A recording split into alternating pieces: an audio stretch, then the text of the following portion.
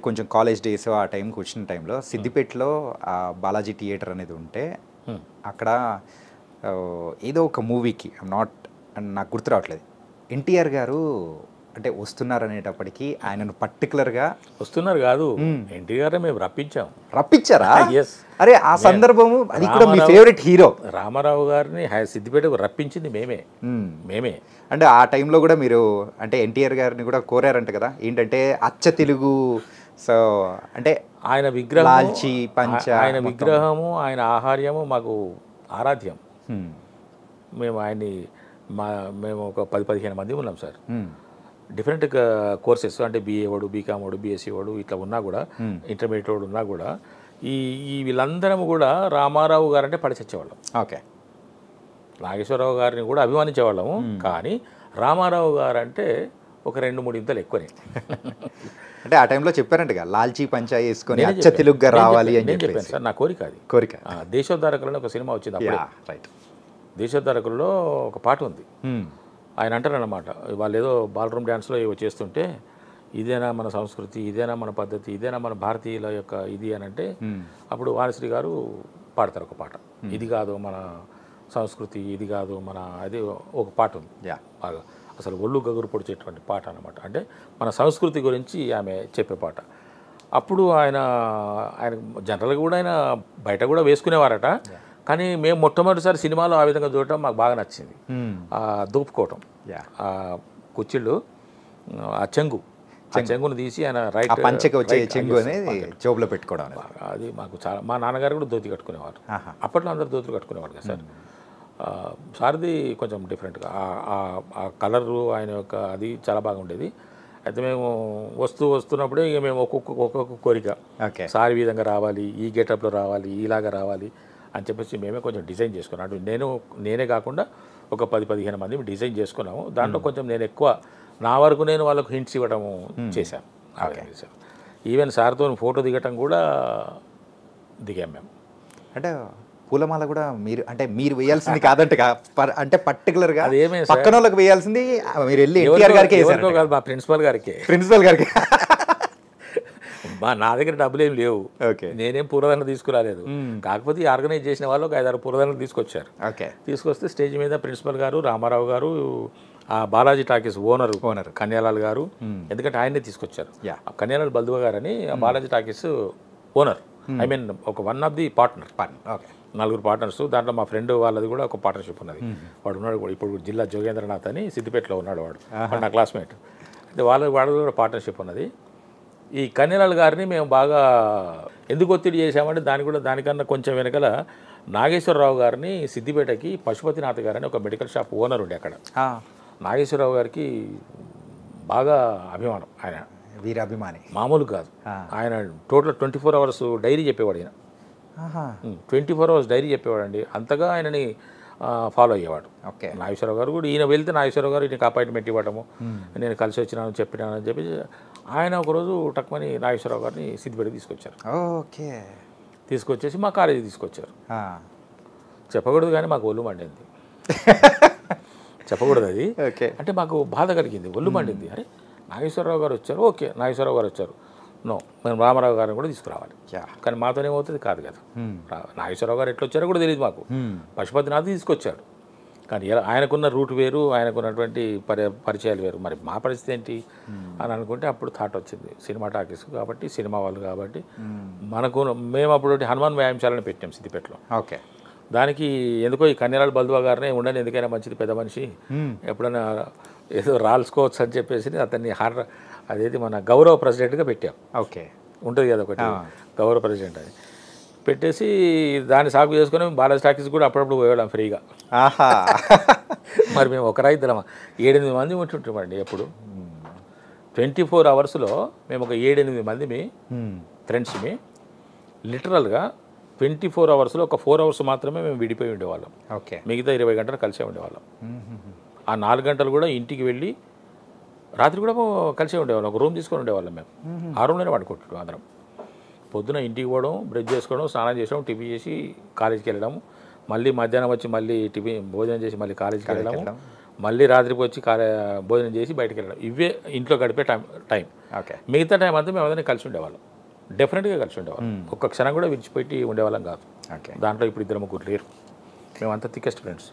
అయితే అప్పుడు కనేరాల్ గారిని పోయి ఆయనకు సార్ ఇట్లా నాగేశ్వరరావు గారు వచ్చారు, మరి మనకు కూడా రామారావు గారు తీసుకురావాలి సార్, అట్లా ఇట్లా చెప్పేసానంటే ఆయన మొత్తానికి ప్రయత్నం చేసి తీసుకొచ్చారు.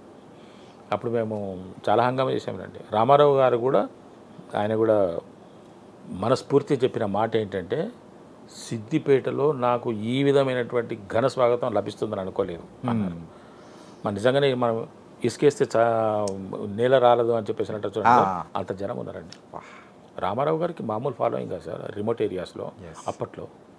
ఆ తర్వాత ఆయన ఎప్పటికైనా కూడా సార్ రామారావు గారు డెఫినెట్గా ఒక అద్వితీయమైన వ్యక్తి. నేను రామారావు గారి ప్రస్తావన వచ్చింది కాబట్టి నా మనసులో మాట చెప్తున్నాను సార్. రామారావు గారు నాకు సినిమా నటుడుగానే కాకుండా ఒక వ్యక్తిగా కూడా, ఒక రాజకీయవేత్తగా కూడా నభూతున్న భవిష్యత్తు. అటువంటి వ్యక్తులు ఇంతకుముందు లేరు, ఇక ముందు రారు. ఉన్నారేమో మనకు తెలియదు, కానీ మనకు తెలిసినంత వరకు అయితే ఇంతకుముందు లేరు, అటువంటి రారు సార్. అంతటి ఖచ్చితమైనటువంటి వ్యక్తి. ఈరోజు కూడా ఒక్క నయా పైసా ప్రజల సొమ్ము వాడుకోకుండా ఉన్న రాజకీయ నాయకుడిని ఒక్కడిని చూపించండి సార్, ఒక్కడిని. ప్రధానమంత్రి గారు, ఇంకో యోగి గారు, ఒక 5-6 ఉన్నారు వాళ్ళు. కానీ సొంత డబ్బు ఖర్చు పెట్టుకుని ప్రజలకు సేవ చేసిన వ్యక్తి రామారావు గారు. ఫ్లైట్లో వెళ్తే టికెట్ సొంతంగా వేసుకొని పోవడం, ఇంట్లో దిగితే కారు ఇంటికి వాపసు ఆఫీస్కి పంపించడం, లేకుంటే పక్కకు పెట్టించడం ఎవరు చేస్తారు సార్? వ్యక్తి కూడా ఎంత క్రమశిక్షణ సార్, ఎంతటి టైం సార్. చాలా బాగున్నాయి సార్ ఆయన వాళ్ళ యొక్క ఆదర్శాలు. ఒక మనిషి మనిషిగా బ్రతకాలంటే, ఒక మనిషి బాగా ఎదగాలంటే రామారావు గారి జీవిత చరిత్ర తప్పకుండా తెలుసుకోవాలి సార్. ఇది నా అభిప్రాయం.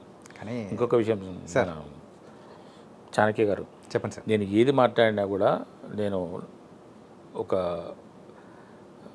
మెజారిటీ పీపుల్ అంటే మహానుభావులు కొంతమంది ఉంటారు, అందరూ అట్లాని కాదు, వేరే విషయం. కానీ నేను ఏదైనా టాపిక్ మాట్లాడుతుంటే కూడా 90% మంది గురించి మాట్లాడతాను. 10% మంది ఇప్పుడు అందరూ లంచగుండులే అని అనడానికి అంటున్నామంటే 10% ఉంటారు. అందరూ దొంగలు అంటే 10% నిజాయితీ పరులు ఉంటారు. అటువంటి వాళ్ళని మినహాయించుకొని మనం జనరల్గా ఇప్పుడు ఉన్నటువంటి పరిస్థితుల్లో ఇలాంటి వాళ్ళు ఉన్నారని చెప్పడమే నా ఉద్దేశం. అర్థమైంది సార్. సార్, ఎన్టీఆర్ గారితో తీసుకున్న ఫోటో అనేది ఉందా?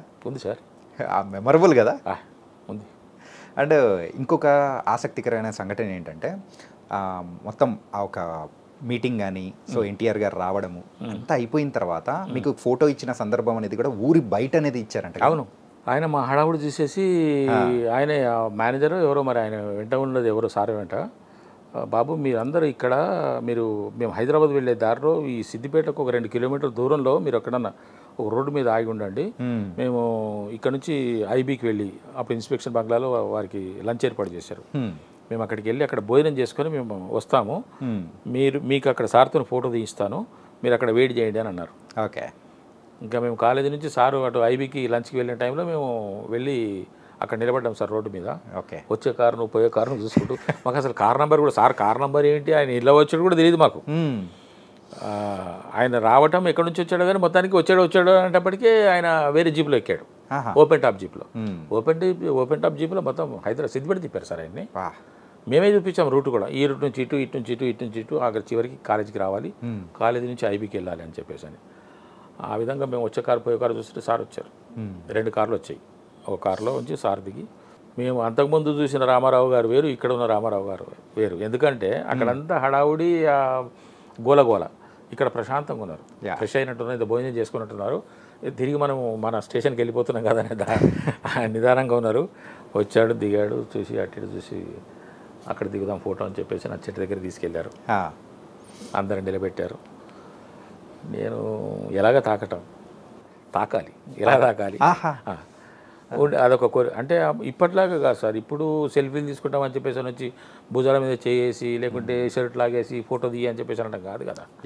ఒక సినీ ఆర్టిస్ట్ని చూడాలంటే, అప్పట్లో మా రోజుల్లో సినీ ఆర్టిస్ట్ని చూడాలంటే ఒక 50 అడుగుల దూరం ఉండేవాళ్ళం. వెళ్ళటమా, ఆయన ఎలా పలకరించాలి, ఫోటోలు తీసుకునడం అనేది అప్పుడు కెమెరాలు కూడా తక్కువ కదా సార్. ఎక్కడో ఆ ఫోటో దిగితే వాడు ఎప్పుడు ఇస్తాడో ఇవ్వడో తెలియదు. అప్పట్లో అలాగ ఉండేది కదా. అట్లా అని చెప్పేసి అనుకుంటే మరి తాకాలి, ఇలాగ తాకాలి, ఆయనది ఒకసారి తాకాలని. ఎందుకంటే మళ్ళీ రామారావు గారిని మనం ఎక్కడ చూస్తాం సార్ మళ్ళీ మనం కదా. నేను నటుండి అనేటువంటి ఫీలింగ్ నాలో ఉన్నది. నేను ఎప్పటికైనా సినిమాలో చేస్తానని ఆలోచన ఉన్నది, కానీ రామారావు గారితో నేను ఎప్పుడు చేస్తానో ఎలా చేస్తానో తెలియదు కదా. రైట్ కదా సార్. అసలు నాకు ఉన్నది ఊహ, ఉన్నది ఆలోచన, చేయాలనే కృతనిశ్చయంతో ఉన్నాను నేను. అది దాంట్లో ఎక్కడ నేను రాజీ పడలేదు. కానీ ఎప్పుడో ఏమిటో రైట్ అనేది. అందుకని తాగాలనుకుంటే ఆయన అందరు నిలబెడుతుంటే నేనే అరే కొంచెం వెనక జరుగురా అని జరుపుతూ వెళ్ళి ఆయన కాళ్ళ దగ్గర తనకైతే సాధించారు సార్. ఇలాగ చూశాడు సార్ ఆయన. ఆ చూపులు నాకు ఇప్పటికి గుర్తుంది. ఆయనది ఒక చూపు, నాగేశ్వరరావు గారు ఒక చూపు నాకు బాగా గుర్తున్నాయి సార్. ఓకే. ఒకసారి నేను ఆయన పంచ కూడా సర్దాను నేను. పంచను ఇట్లా సర్ది ఆయన కాలు దాకా. జనరల్గా ఎవరి కాలు ముట్టుకున్నాను నేను, ఎవరి కాలు ముట్టుకోను సార్. ఓకే. మా తల్లిదండ్రులే తప్ప ఎవరి కాలు ముట్టుకున్నాను. మా గురువు కృష్ణ గారు అని చెప్పాను కదా, కృష్ణ గారి వైఫ్ మా అమ్మగారు ఉన్నారు, ఆమె కాళ్ళు ఒకటి పట్టుకుంటాను. ఇంకెవరి కాళ్ళు అందరిని ఆరాధిస్తాను, గౌరవిస్తాను, ప్రేమిస్తాను, కానీ కాళ్ళు పట్టుకోవడం. కానీ నాకు ఎందుకు ఆయన తాకాలనిపించింది. ఓకే. చూశారు సార్ ఆయన ఒకసారి, నేను ఎలా లేస్తుంటే అలాగా నన్ను చూశాడు ఆయన. ఓకే. ఆ లుక్ ఒకటి గుర్తుంది నాకు. నాగేశ్వరరావు గారు రవీంద్ర భారతిలో 2013 సార్, నేను రిటైర్ అయిన తర్వాత మా మనవాడిని ఎత్తుకొని రవీంద్ర భారతికి వెళ్ళి ప్రోగ్రామ్ అయిపోయింది. నాగేశ్వరరావు గారు అందరూ డిస్పర్స్ అవుతున్నారు, నేను స్టేజ్ మీదకి వెళ్ళిపోయాను. అందరూ వెళ్ళిపోతున్నారు, ఆడియన్స్ కూడా వెళ్ళిపోతున్నారు, సార్ కూడా ఇక వచ్చేటానికి ఉన్నారు. నేను నా మనవాడిని ఎత్తుకొని, వాడు అప్పుడు 4 years, వాడు 2009లో పుట్టాడు. వాడిని ఎత్తుకొని తీసుకెళ్ళి ఆయన అటు చూస్తున్నాడు. వీడిని ముద్దు పెట్టుకో సార్ అని చెప్పేసి ఇట్లా ముద్దు తీశాడు. ఆయన ఇటు టర్న్ అవుతున్నాడు, వీడు ముద్దు ఇచ్చాడు సార్, ముద్దు పెట్టుకున్నాడు. ఓకే. అసలు వీడిని చూడని కూడా చూడలేదు సార్. ఆయన తిరుగుతూనే ఉన్నాడు, ఆయనకు కిస్ వచ్చింది ఇక్కడికి. ఓ స్వీట్ కిస్ అని చూశాడు సార్. ఓకే. చూసి నాకు ఇప్పుడు గుర్తుంది, స్వీట్ కిస్ అని ఇట్లా చూసి నన్ను చూశాడు ఒక్కసారి. ఏం చేస్తుంటారు మీరు అని అడిగాడు సార్. 2013లో సార్. 2013. ఓకే. ఏం చేస్తుంటారు మీరు అన్నారు. అప్పటికి రిటైర్ అయ్యాను, 1 year అయింది, 1 year బ్యాక్ రిటైర్ అయ్యాను. ఎలక్ట్రిసిటీ బోర్డులో పనిచేస్తాను సార్ అన్నాడు. ఇట్లా చూశాడు ఆయన. అంటే ఎలక్ట్రిసిటీ బోర్డులో పనిచేస్తావా, సినిమాలో పనిచేస్తావా అనేటువంటి లుక్ కనిపించింది సార్ నాకు అట్ట. ఆ లుక్ నాకు ఇప్పుడు గుర్తుంది. వా.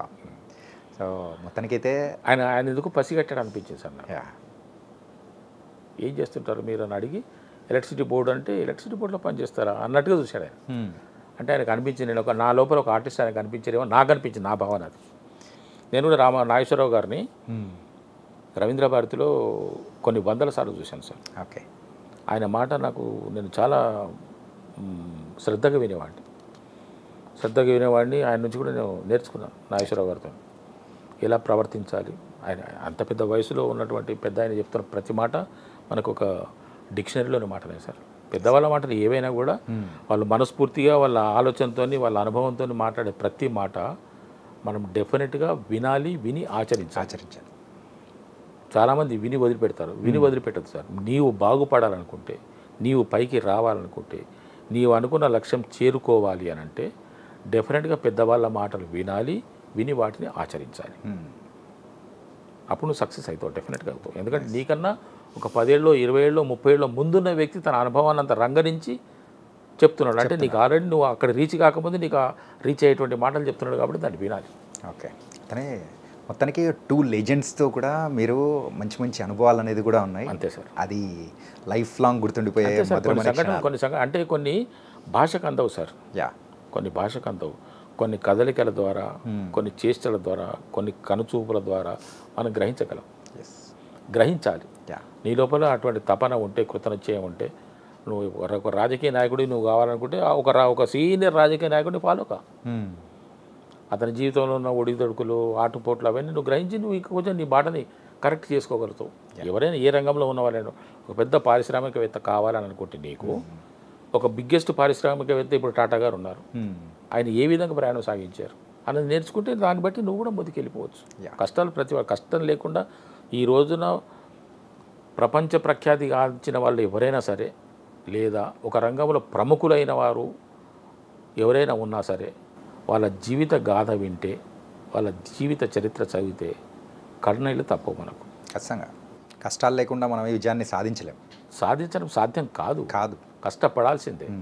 కష్టపడితేనే ఇప్పుడు ఆకలి ఉన్నవాడికి, ఆకలితో ఉన్నవాడికి పచ్చడి మెతుకులు కూడా పరమాన్నంలాగా రుచికరమైన భోజనంలాగా ఎందుకు కనపడతాయి సార్? ఆకలి ఉన్నది కాబట్టి. అదే కడుపు నిండిన వాడికి నువ్వు బిర్యానీ పెట్టినా కూడా మనకి టేస్ట్ అనిపించదు.